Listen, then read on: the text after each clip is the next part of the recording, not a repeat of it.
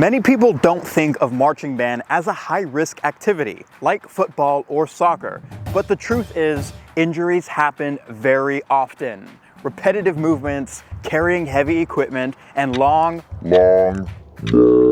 hours of practice can take a toll on the body. A recent study published by the American Academy of Pediatrics has shown an estimated 20,335 marching band related injuries reported between 2012 and 2021. Let that sink in. That's a lot. And I'm certain there are plenty more injuries that were not reported during this time, like with all you drum corps folks. This study, conducted by Captain Jacob R. Cohen, sheds light on a significant issue in our community. So what kinds of injuries are we talking about?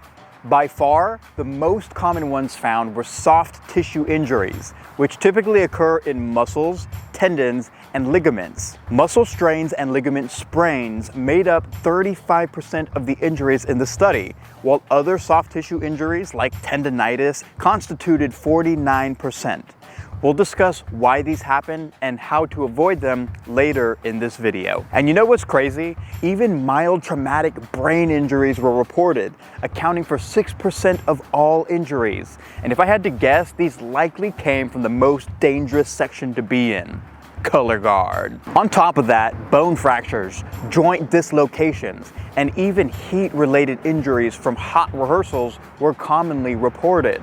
Now, if you had to guess, which body part do you think gets hurt the most? Is it in the upper body, lower body, or the trunk? If you answered lower body, you're correct. The knees, ankle, and foot were injured the most, while the spine came in a close second. Now, this data is eye-opening, and it reveals a huge problem that we need to address.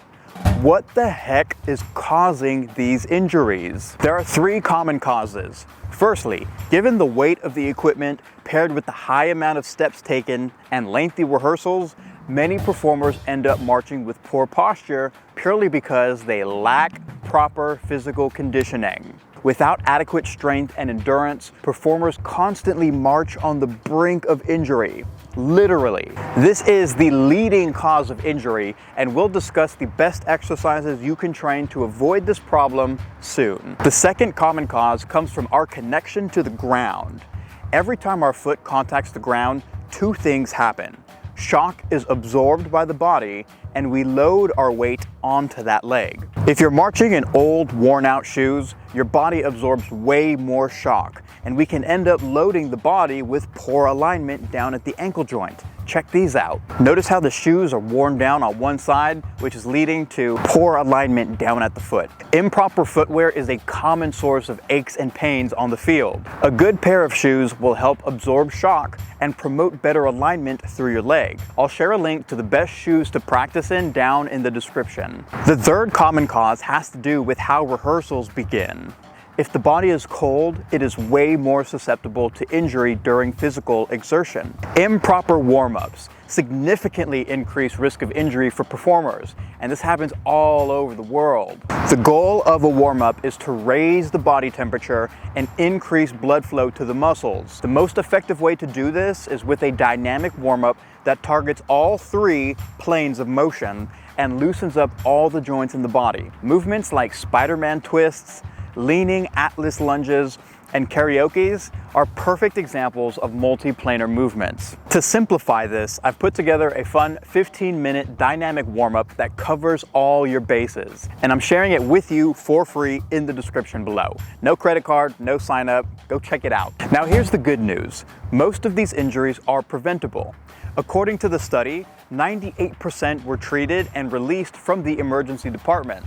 So what does that mean? This means that with the right precautions, they can be managed effectively. The number one way you can prevent injuries in marching band is to improve your strength. So how do you do that? Research suggests that a weak gluteus medius, which is a muscle on the outside of the hip, causes poor joint control in the knee and often leads to developing knee pain. A simple way to strengthen the gluteus medius at home or at the gym is by incorporating clamshells. This exercise is great because it can be done by complete beginners and can also be made more challenging by adding resistance bands around the thighs. Resistance bands are my go-to tool for training the gluteus medius, and I personally use them several times every week to train my hips, ankles, and shoulders. They've helped me achieve amazing results when I work out, and I have bands available on the website. I'll link them down in the description below. For ankle strengthening, you'll need an exercise that will help you stay lifted on your platforms. The perfect exercise to strengthen your calf muscle is heel raises. Beginners can start with both feet on flat ground, holding onto something to help balance if needed. To make the exercise harder, you can go up with 2 legs and down with 1, or perform them using only a single leg. You can even drop your heels off of a ledge and hold weight to increase the intensity. Knowing what exercises to train is important, but figuring out how many to do and how often to do them can feel overwhelming. If you want to get in shape for marching band and for life, I invite you to check out our library of training programs at forteathletics.net/programs. We've got something for every section and every experience level. But most of all, we have the perfect program for you. Is marching band dangerous? Yes. Can you take initiative and reduce your risk of injury?